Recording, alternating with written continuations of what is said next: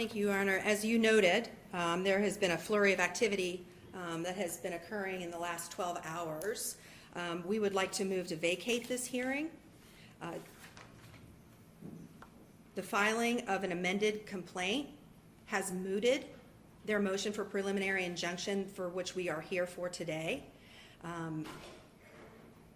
The complaint and the verified complaint for which we are here for today basically no longer exists. The filing of the amended complaint supersedes the original complaint, so moving forward, it would be the amended complaint. They have filed a motion for a preliminary injunction and for a TRO. However, again, that is not what we are here for today.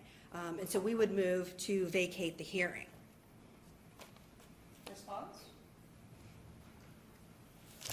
Thank you, Your Honor. There has been a flurry of activity.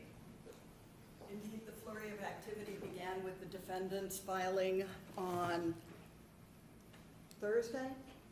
Wednesday, the motion to substitute the Attorney General in as counsel for 7 of the plaintiffs of the original plaintiffs in their capacity as members of the State Board of Education.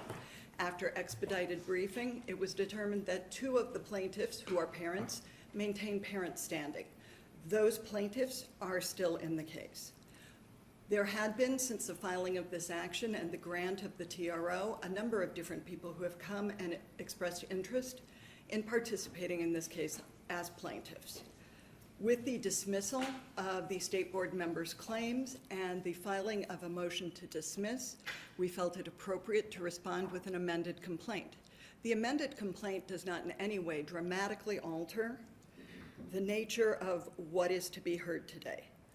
We have 3 new plaintiffs. 2 of them, however, are testifying as parents, which has been both briefed and discussed extensively. We also cleaned up the complaint and removed the allegations and identification of plaintiffs whose claims were dismissed by the AG after the grant of the motion to substitute counsel. We are fully prepared to go forward. Nothing has changed significantly. The 3 new plaintiffs have joined in the prior motion for TRO and preliminary injunction. There have been really genuinely no substantive changes here, but a cleaning up and an addition of other stakeholders. If, however, the court is inclined to vacate this hearing, we would then ask for a temporary restraining order based on the new complaint in favor of all of the plaintiffs in the amended complaint, and that a hearing be scheduled in sufficient time within that 14-day TRO so that we can preserve the status quo until this matter can be fully heard. Thank you, Your Honor. Thank you. Response? Thank you, Your Honor. Do you mind if I stay here? Yeah, no, that's totally fine. Thank you, thank you. First of all, there is a substantive change, ergo the amended complaint. They added new parties. This was done less than 12 hours ago. We have not been able to digest the complaint, the new parties, or anything like that. So for the plaintiffs to come here today and act like we should just proceed as if nothing happened is shocking, but also in derogation of the law.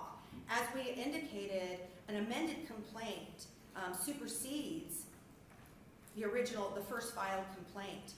So when they filed that 12 hours ago, the complaint that we're here for today no longer exists. The motion that we're here for today no longer exists.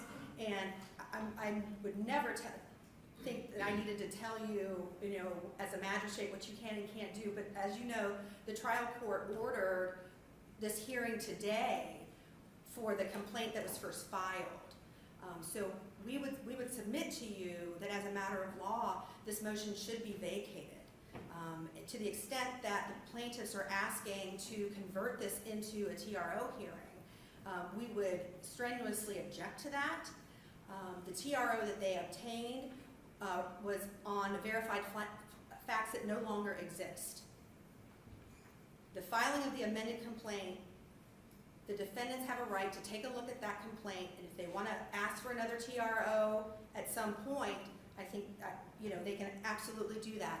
But to do that today would prejudice the defendants. It is improper, and it should be denied. All right, thank you. briefly. Your Honor, again, it is the complaint which is superseded by the amended complaint, which is substantively the same. It presents the same arguments. The only issues that have dropped out are some plaintiffs. We have added a school board as a plaintiff. The motion is still pending, and the hearing is on the motion. The new plaintiffs have joined in the motion.